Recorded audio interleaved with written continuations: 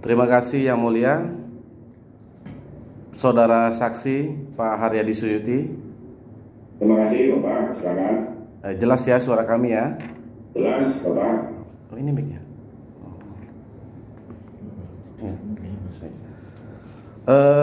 Pak Haryadi Suyuti, Pak Wali Kota ya, 2 periode. Kami panggil Saudara Saksi Pak ya. Iya Bapak. 2 periode Saksi menjabat Wali Kota Yogyakarta, 10 tahun itu Pak ya? Betul Bapak. Ya. Apakah selama itu Saksi tahu berapa banyak pemohon IMB apartemen atau hotel di Kota Yogyakarta? Iya banyak ya Pak. Tapi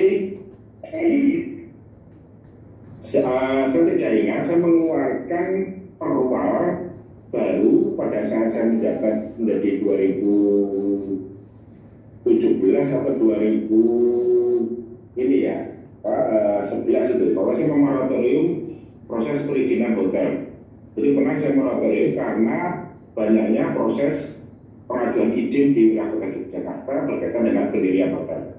Makanya saya moratorium, dan tahun 2017 moratorium dulu nggak boleh ada hotel lagi Pak, kira-kira begitu ya. Lalu sejak 2017 moratorium itu saya batasi hanya hotel bintang sampai dengan bintang 3. Untuk bintang 4 dan bintang 5 dengan kajian tertentu itu silakan mengajukan proses izin. Itu Pak Nur sejak beliau menjadi kepala dinas, beliau saya beri amanah untuk menjaga pertumbuhan hotel di Jogja agar tidak tumbuh sedemikian cepat. Baik. Selain kualifikasi bintang hotel tadi, Saksi, apakah juga Saksi mengetahui secara jelas terkait dengan lokasi hotel yang di dalam cagar budaya dan di luar cagar budaya?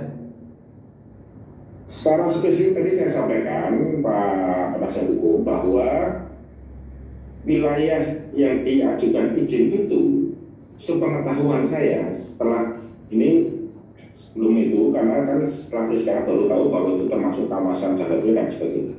Pemahaman saya kawasan cagar budaya itu hanya dari di Jogja punya 5 kawasan cagar budaya. Kawasan cagar budaya Malioboro, Kota Gede, Kota Baru, kemudian Pakualaman, dan satu lagi di wilayah Keraton Yogyakarta. Itu berada di luar wilayah langsung cagar budaya. Dan baru saya ketahui juga bahwa saya sudah punya bahwa ini penyangga cagar budaya, bukan kawasan cagar budaya secara langsung. Demikian. Berarti jelas ya, pemetaannya jelas Pak ya? Iya jelas Pak, itu ada di ruang. Jadi ada yang namanya kita memiliki rencana detail tata ruang kota. Ya, RDTR ya. Ya. Nah, apakah dalam proses pengajuan permohonan IMB yang tadi Bapak Saksi bilang itu banyak, sudah biasa pemohon IMB itu sebelum mengajukan permohonan resmi menemui Pak Wali Kota? Oh, tidak semua Pak. Tidak. Saya tidak hafal semua satu persatu mengajukan izin. Ya. Apakah ada pemohon lain selain JOP yang terlebih dahulu menemui Pak Wali Kota sebelum mengajukan resmi? Tidak semua, tidak ada. Hanya JOP? Sehingga salah. Iya JOP dan beberapa itu Pak, ada ya, teman-teman juga. Ada ya? Ya. Oke. Nah, sepengetahuan Saksi, bagaimana sebenarnya mekanisme resmi pengajuan permohonan IMB di Pemko Yogyakarta? Ya, jadi begini Bapak, permohonan izin mendirikan bangunan itu berkaitan dengan rencana investasi. Jadi dia punya 2 hal, saya punya uang atau punya aset. Nah, setelah itu datang ke Dinas Penanaman Modal dan Perizinan. Kemudian di sana ada gerai investasi. Kalau punya uang, kawasan-kawasan mana yang bisa dilakukan investasi? Tentunya apa saja. Tapi kalau punya aset itu bisa diapakan bisa dimanfaatkan sebagai apa? Pakai hotel, restoran, rumah makan, atau dan lain sebagainya. Makanya dari situ nanti muncul apa yang namanya SKRK. Dulu namanya advice planning. Advice planning itu adalah nasihat perencanaan, kira-kira begitu. Itu dikeluarkan oleh Dinas Perizinan setahu saya. Oke, aset di sini itu bisa dilakukan apa, ketentuannya seperti apa, ketinggiannya boleh berapa, kemiringannya bagaimana, GSB-nya, dan seterusnya. Jadi itu dulu yang keluar sebelum mengurus proses persyaratan perizinan. Tapi SKRK, Exit Planning ini menjadi dasar awal dari rencana investasi yang dilakukan oleh calon investor yang saya sebut akan berinvestasi di Kota Jogja. Demikian. Nah, makanya tadi Pak, begitu banyaknya pemohon yang mengajukan permohonan IMB. Sebelum ke Dinas PTSP, apakah memang perlu menghadap ke wali kota? Tidak perlu, Pak. Tidak perlu ya? Tidak perlu, menghadap saya itu tidak perlu, bukan satu hal yang harus. Ya. Dia cukup datang ke dinasnya Pak Nurwidi. Ya. Dulu namanya Dinas Penanaman Modal dan Perizinan. Ya. Kemudian dirubah nomenklaturnya menjadi Dinas PTSP sesuai dengan ketentuan Kementerian Dalam Negeri. Jadi seperti itu, cukup datang ke sana semuanya jelas. Nah, beberapa teman yang kenal dengan saya, ya saya juga menyampaikan, silahkan saja. Oh, tidak saya temukan, kan begitu. Poinnya itu cuma hanya saya mempertemukan antara calon investor ini dengan kepala dinas agar mendapat penjelasan yang sejelas-jelasnya. Karena di tempatnya Pak Nurwidi ini ada hal mengenai berkaitan dengan proses perizinan itu 3 hal yang disampaikan, jelas syaratnya, jelas waktunya, dan jelas biayanya. Demikian, Pak. Ya. Nah, jika demikian, apa sebenarnya maksud Pak Dandan dan Pak Oon menghadap kepada Pak Wali Kota? Ya sebetulnya maksud tertentunya tidak ada, hanya menyampaikan informasi saja. Atau pada akhirnya saya hadapkan dengan teman-teman teknis yang mengurus proses perizinan tersebut. Hanya harapan saya sedikit berbeda. Ini teman saya tolong diberi atensi. Kira-kira begitu saja, Pak. Apakah semacam melobi atau mau menego Pak Wali Kota supaya dapat kemudahan-kemudahan atau fasilitas tertentu? Saya rasa tidak spesifik seperti itu. Semua mengacu kepada persyaratan yang ada. Nah, kemudian jadi saya sampaikan, Bapak, toh pada akhirnya proses izin UMP yang keluar itu kan juga tidak perlu berubah. Itu loh kira-kira. Kan kembali kepada aturan. Jadi semua kembali kepada Pak Nurwidi dan teman-teman bagaimana menjustifikasi dari sebuah hubungan perkawanan ini. Oke. Dan semua kembali kepada aturan. Demikian, Bapak. Ya. Dan itu saya hormati keputusan itu. Ya. Saya tidak bisa mengintervensi bicara. Oke, karena sudah online ya, saudara saksi tahu itu ya, sistem online iya, itu? Sudah online, semua proses itu sudah ada rutinnya, proses perjalanan izin sudah sampai di mana. Nah, ini kan cukup lama, Pak, debatannya. Kenapa sih kok jadi lama begini? Kalau memang rekomendasi tidak dipakai, itu tidak apa-apa. Kan hanya cuma rekomendasi. Kembali kepada yang menandatangani IMB itu kan siapa sebenarnya? Saya tidak bisa mengintervensi Pak Nurwidi lebih jauh terhadap ini. Oke. Demikian, Pak. Baik.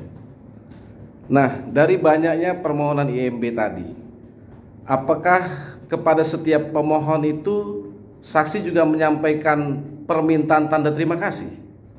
Kenapa, Pak? Apakah saksi menyampaikan juga permintaan tanda terima kasih? Tidak, Pak. Tidak pernah, Pak. Hanya pada JOP ini saja? Ya, JOP itu begini saja. Terima kasih ojo lali itu kadang-kadang tidak putus sampai di ucapan terima kasih. Ucapan terima kasih itu ya, walaupun Anda kenal dengan saya, maksud saya begitu, jangan lupa teman-teman saya diperhatikan. Jangan sampai tidak diperhatikan. Mereka ini kan bekerja dalam batas-batas yang wajar. Kira-kira begitu kalau kalimat panjangnya, Pak. Oke. Nah, kemudian JOP melakukan presentasi di hadapan Pak Wali Kota dan dinas terkait terhadap rencana pembangunan apartemen Royal Kedaton. Apa istimewanya Pak JOP ini hingga bisa perlu melakukan presentasi seperti itu? Ya karena dia dari awal menyatakan bahwa ingin berinvestasi di Jogja. Nah, saya kenalkan hanya kepada Pak Kepala Dinas dan kepada tata ruang kan. Karena waktu saya mengundang kepala PU, kepala ini mungkin tidak bisa hadir karena bersamaan waktu dengan kegiatan yang lain. Tapi bagi saya yang penting itu tata ruang dan penanaman modal dan pelayanan satu BPI. Ya dalam tidak ada yang istimewa Pak, hanya menyampaikan saja, oh rencananya begini toh. Jadi supaya dari awal lebih jelas, itu saja. Sebenarnya tanpa saya pun pasti yang dilakukan oleh Pak Nurwidi juga akan melakukan presentasi. Tidak ujuk-ujuk langsung diberi persyaratannya ini SKK begini. Rasanya kan seperti itu. Satu hal yang wajar mengenai kalau seseorang mau datang ke sebuah kota, di sana menyampaikan presentasi untuk dinas terkaitnya, saya rasa halnya wajar-wajar saja menurut saya, Pak. Oke. Apakah ada pemohon lain yang saksi berikan kesempatan untuk melakukan yang sama dengan seperti JOP tadi? Apakah ada pemohon IMB lain yang saksi berikan kesempatan yang sama seperti JOP tadi? Ya kalau kenal dengan saya pasti akan saya sampaikan seperti itu. Bukan, faktanya Pak, apakah ada selain JOP? Sehingga saya ada beberapa tahun-tahun yang dulu, karena kan itu sempat stop lama Pak. Kan tidak ada proses perizinan lama itu, ya kan? Nah itu baru dibuka kembali sekitar tahun 2017 berkaitan dengan bintang 4 dan bintang 5 itu. Nah itu kan menurut saya, kenapa saya atensi satu kawan saya, dan kedua rencana investasi cukup besar untuk di wilayah Kota Yogyakarta. Ini berkaitan juga dengan paket investasi yang kami canangkan untuk di Dinas Penanaman Modal dan Perizinan. Baik. Saksi dan saudara Dandan ya dari JOP sudah lama membicarakan ini, sekitar tahun 2017 ya, membicarakan rencana. Ya. Sehingga saya itu rencananya seperti itu. Ya. Kemudian IMB baru terbit Mei 2022. Mengapa begitu lama? Nah itu dia Pak yang menjadi persoalan. Itu dia yang jadi persoalan. Jadi lama merasa di pingpong dan lain sebagainya. Nggak ada yang pingpong kata saya. Pingpong itu olahraga aja, pingpong proses sudah. Iya, faktor apa yang membuat proses perizinan itu IMB itu menjadi lama, Pak? Kalau dari beberapa keterangan saksi dalam proses persidangan ini, yaitu berkaitan dengan satu ketinggian, kemudian yang kedua desain, kemudian skyline, kira-kira seperti itu. Oke. Berkaitan dengan hal teknis, Pak. Ya. Nah, apakah semenjak menjabat Kadis PTSP Pak Nurwidi tanggal 4 Januari 2019 ya, adakah Pak Nurwidi ini menghambat proses IMB tersebut? Setahu saya tidak. Oke. Pak Nurwidi adalah salah satu orang kepercayaan saya, Pak. Oh. Dia berada di Dinas Ketertiban. Awalnya. Dari Dinas Ketertiban, ya, artinya Kepala Dinas Ketertiban. Kemudian karena berkaitan dengan proses izin dan lain sebagainya, tolong ya, kamu kan di sana ngejagain proses adanya pelanggaran proses izin. Selama ini kan izin diberikan Dinas Perizinan, nanti yang menindak apabila tidak sesuai dengan perizinannya Dinas Ketertiban. Sehingga dengan pengetahuan seperti itu, makanya Pak Nur, ya saya tawari, tolong jagain di Dinas Perizinan. Pesan saya begitu Pak, itu Pak Nur itu ngajar di situ. Ya. Kamu kan tahu di sana, tolong jagain Dinas Perizinan supaya tidak ada lagi hal-hal yang sifatnya negatif. Jangan pengaju izin itu diperlama, diperlambat, dipersulit, apa yang menjadi mudah jadi sulit, apa yang sulit jadi mudah dan sebagainya. Oke. Jadi ya saya taruh untuk dipromosikan Dinas Perizinan dengan kriteria seperti itu. Ya. Atau sebaliknya Pak Wali, apakah selama menjabat Kadis PTSP sejak Januari 2019 hingga terbitnya IMB Mei 2022, Pak Nur ada berperan aktif untuk mempercepat proses terbitnya IMB ini? Berperan aktif seperti apa Pak? Ya, adakah tindakan-tindakan Pak Nur Widi yang mempercepat prosesnya atau normal berjalan seperti itu? Normal saja, dia selalu, karena dia berasal dari Dinas Ketertiban, menurut saya dia selalu menyampaikan persoalan yang sulit. Saya juga bilang harus begini ya, coba cari solusinya, kan kira-kira begitu Pak. Ya. Cari solusinya, kamu kan sudah begini, bagaimana solusinya? Gitu. Sebagai rekan kerja itu seperti itu. Terkait dengan JOP ini, apakah Pak Wali ada memberikan perintah atau arahan khusus kepada Pak Nurwidi selaku Kadis PTSP? Secara khusus tidak, tetapi bahwa itu sebagai kawan saya sampaikan secara terbuka. Supaya dipahami, gitu loh Pak. Supaya dipahami dan silakan pemahaminya seperti apa. Karena saya sudah percaya pada Pak Nurwidi untuk menjaga di Dinas Perizinan itu sebagaimana yang kita harapkan bersama. Baik. Nah kemudian Pak Wali punya sekpri ya, Pak Trianto ya. Nah, mengapa Pak Wali sampai perlu memerintahkan Sekpri Pak Wali untuk khusus mengawal permohonan IMB JOP ini? Saya sampaikan bahwa tidak untuk mengawal, tetapi memonitor. Monitor. Agar maksud saya mempermudah komunikasi antara pengaju izin dengan saya. Saya ini kan bukan dinas perizinan, urusan saya banyak. Sehingga kalau ada hal-hal yang berkaitan dengan proses perizinan yang ada, tolong sampaikan pada Trian, nanti Trian akan mengkomunikasikan hal ini kepada dinas-dinas yang terkait, khususnya lebih kepada Pak Doni. Demikian, Pak. Apakah pengawalan atau monitoring tadi itu juga berlaku untuk pemohon IMB yang lain di luar JOP? Saya rasa tidak. Jadi saya sampaikan bahwa proses perizinan itu sudah lama berhenti karena moratorium, tidak ada lagi proses izin yang kami terbitkan. Nah, dengan rencana investasi yang cukup besar dari Summarecon, saya tidak melihat dandannya dalam ini. Tapi rencana investasi dari PT Summarecon, sebuah perusahaan TPK yang cukup terkenal dalam pembangunan propertinya, maka saya minta tolonglah ini dijaga, dimonitor. Itu saja. Oke. Nah, saudara saksi, ini terkait surat pernyataan komitmen 18 Mei 2022. Kemudian atas dasar itu Kadis PU mengeluarkan Rekomtek. Apakah sebelum Rekomtek diterbitkan oleh Dinas PU ada melaporkan terlebih dahulu kepada Pak Wali? Tidak. Oh, itu memang kewenangan Dinas PU ya? Ya. Rekomtek gitu ya? Ya. Baik. Kemudian terkait pertemuan Trianto, Pak Nurwidi dan Pak Oon di rumah dinas Pak Wali. Tadi Pak Wali bilang kalau urusan kantor itu Pak Dandan datang ke kantor. Pertanyaan kami, apakah rumah dinas juga biasa digunakan untuk pertemuan-pertemuan terkait pekerjaan seperti ini? Jadi saya sampaikan bahwa rencana pertemuan tanggal 7 April di rumah dinas saya, yang dimana di pertemuan itu Saudara Trian, Saudara Nurwidi bertemu dengan Saudara Oon, itu tidak sepengetahuan saya. Itu apakah Saudara Trian saat itu meminta izin terlebih dahulu kepada saksi untuk penggunaan rumah dinas? Tidak ya. Baik. Nah, kemudian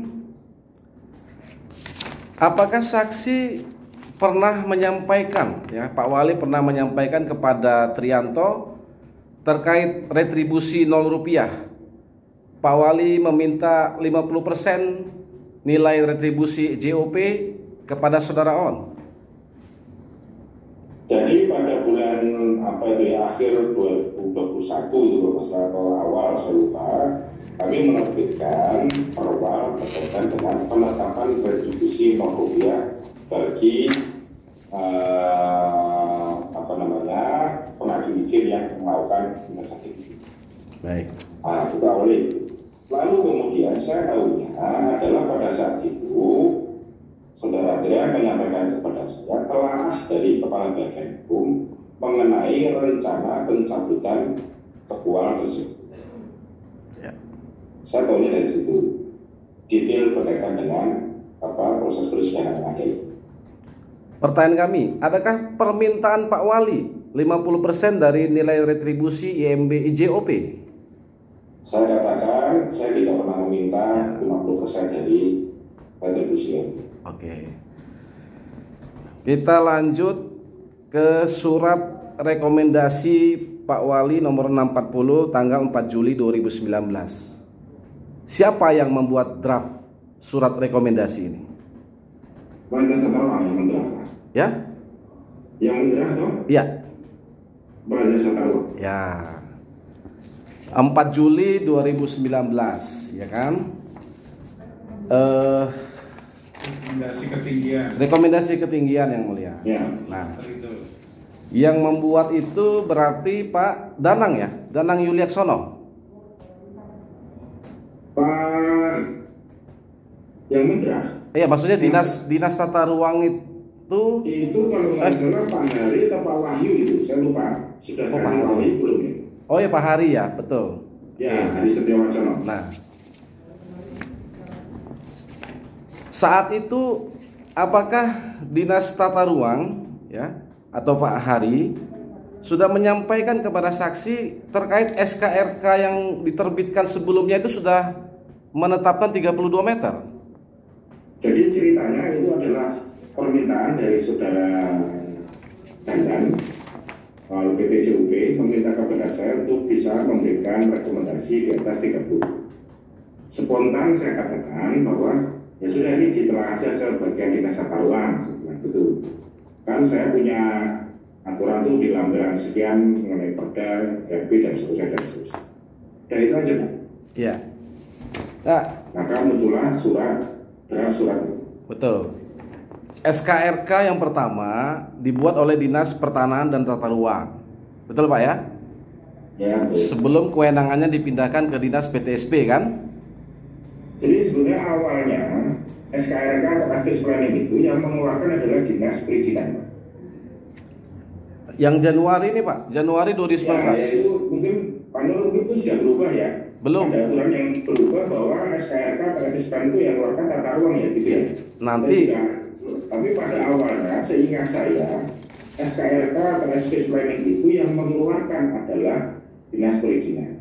Terus mungkin ada penyederhanaan atau mungkin lebih pada regulasi sehingga SKRK itu dikeluarkan oleh Dinas Tata Ruang.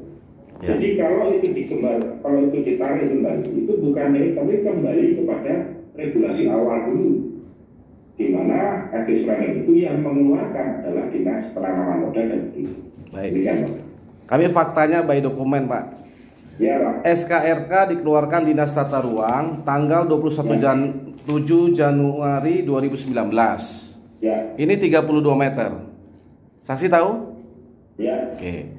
Kemudian Dinas Tata Ruang juga mengeluarkan rekomendasi ketinggian menjadi 40 meter. Bagaimana komunikasi yang terjadi saat itu, Pak? Ya, saya ingin menyampaikan telaah aja. Tolong ditelaah kaitannya dengan pengajuan permohonan ketinggian dari PT JUP. Itu saja, Pak. Ya, tapi sudah 32 meter ini di SKRK yang dikeluarkan Tata Ruang. Ya. Ya. Perdebatannya bukan dengan saya, tapi perdebatannya pada saat itu adalah bagaimana Dinas Tata Ruang itu bisa menyampaikan draft berkaitan dengan ketinggian 40 meter untuk saya tanda tangan. Oh. Akhirnya dibuat surat rekomendasi ketinggian ini. Di draft seperti itu dan saya tanda tangan. Oke.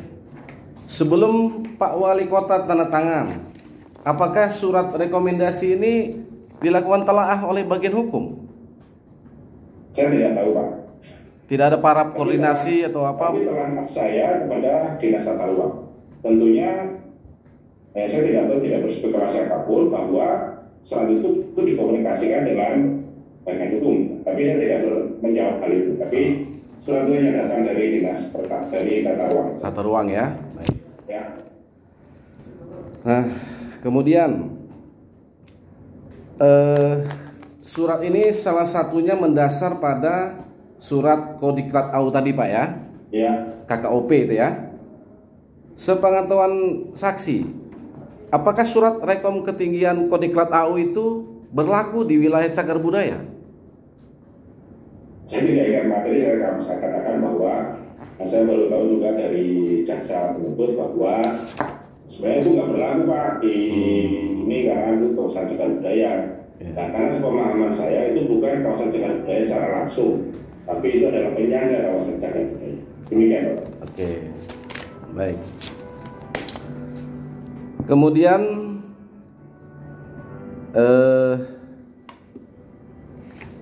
nah, masih terkait masalah ketinggian ini Pak ya. Ada rekom dari Lanut tadi 45 meter gitu Pak ya. Kemudian setelah itu ada permohonan dari JOP. Kemudian Pak Wali jawab dengan rekomendasi ketinggian.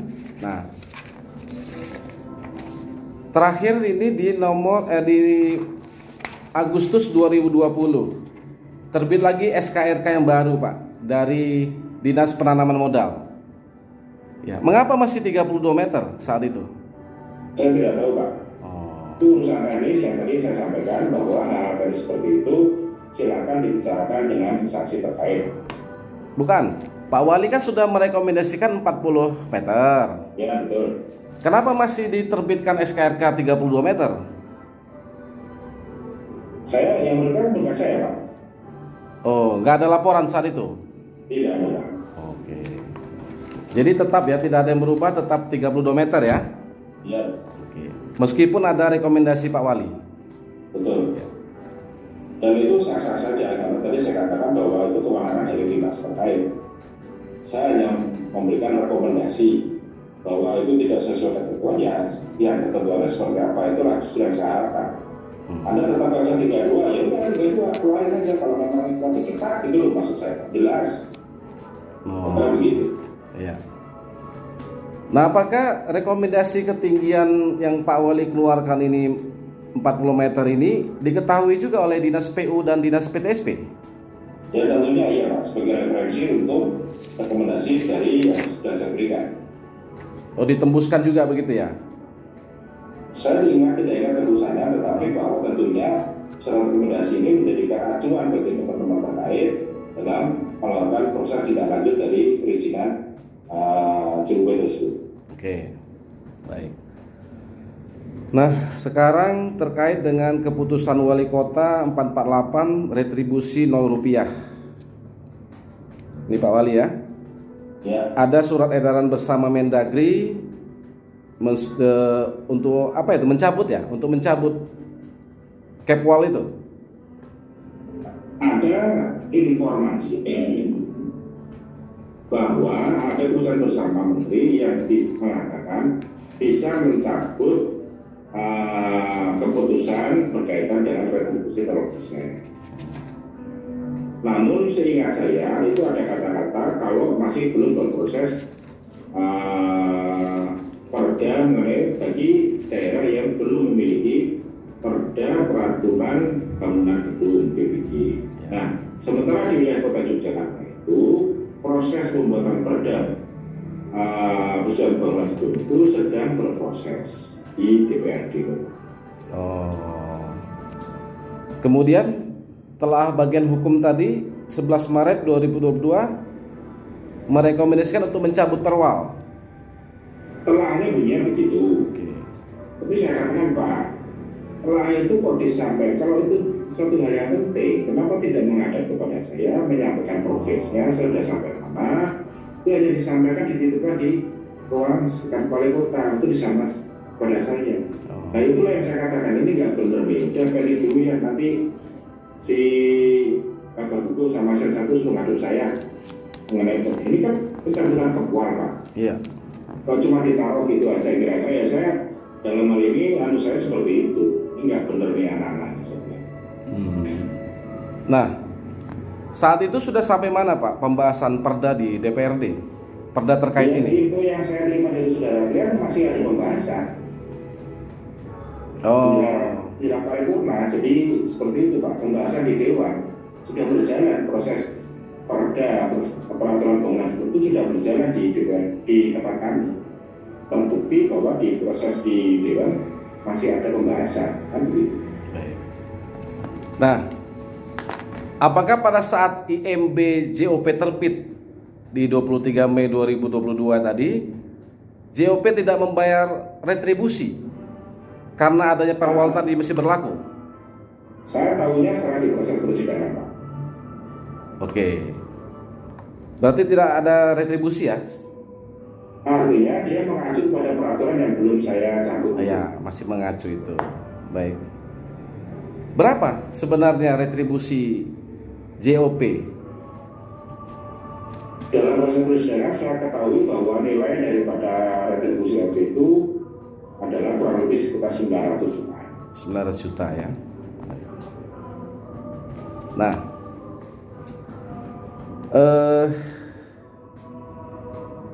Nah, kembali lagi nih kepada Sekpri Pak Wali, Saudara Trian. Apakah Saudara Trian ini selaku Sekpri biasa saksi perintahkan untuk bertemu dengan kepala-kepala OPD? Memonitor Pak, memonitor pertemuan dinas terkait dalam proses perizinan ini. Termasuk ikut-ikut rapat? Iya, Kalau diundang ya ikut kata Pak, gitu. Kalau dia mewakili saya, itu berarti kan ada undangan kepada saya, kemudian undangan saya dispo ke dia.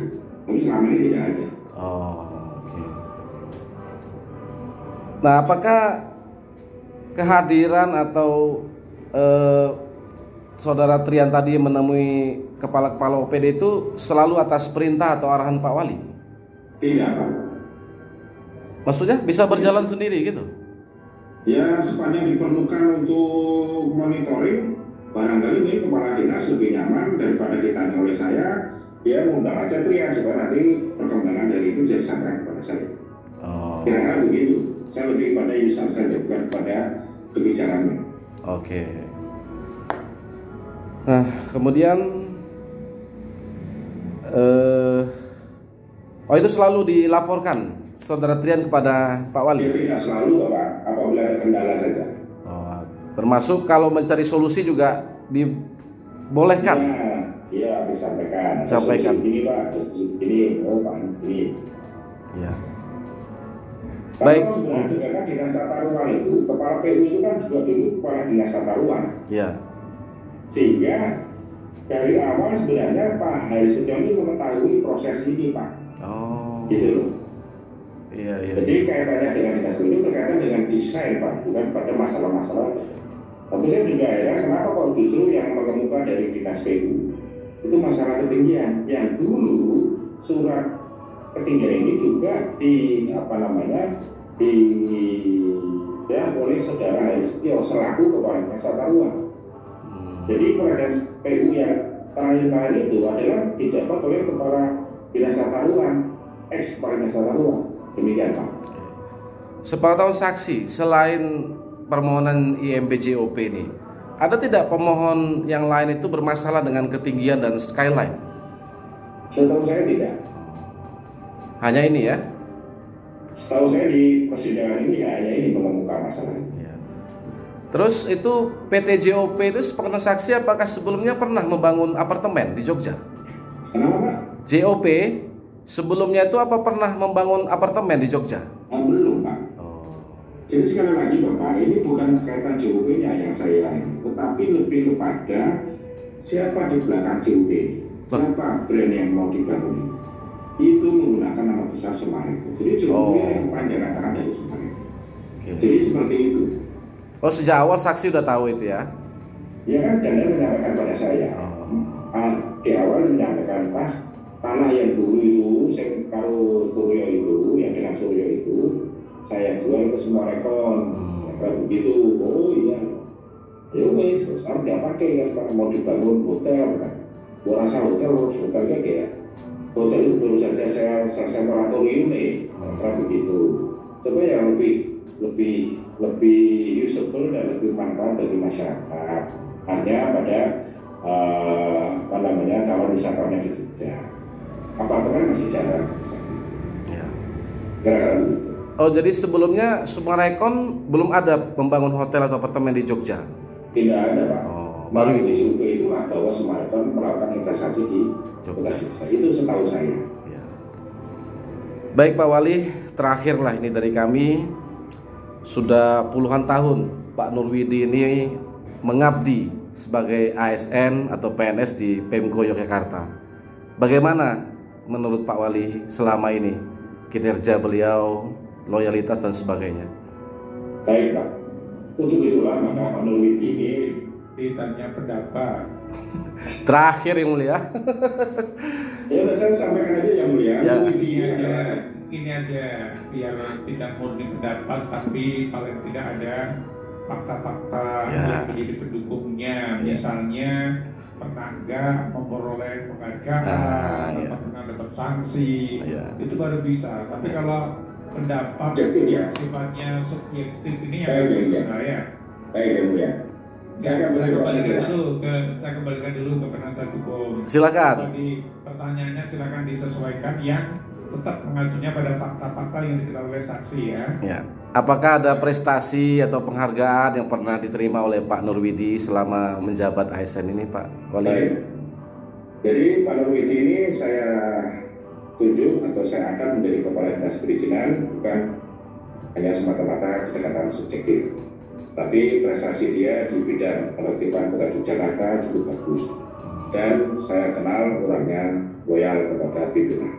Artinya loyal itu bukan mengabdi saja, tetapi mencari solusi terhadap apa yang menjadi persoalan. Karena memang tugas dia itu di dinas ketertiban juga tidak mudah kan. Menertibkan bangunan, menertibkan proses izin itu juga tidak mudah. Apalagi menertibkan masyarakat.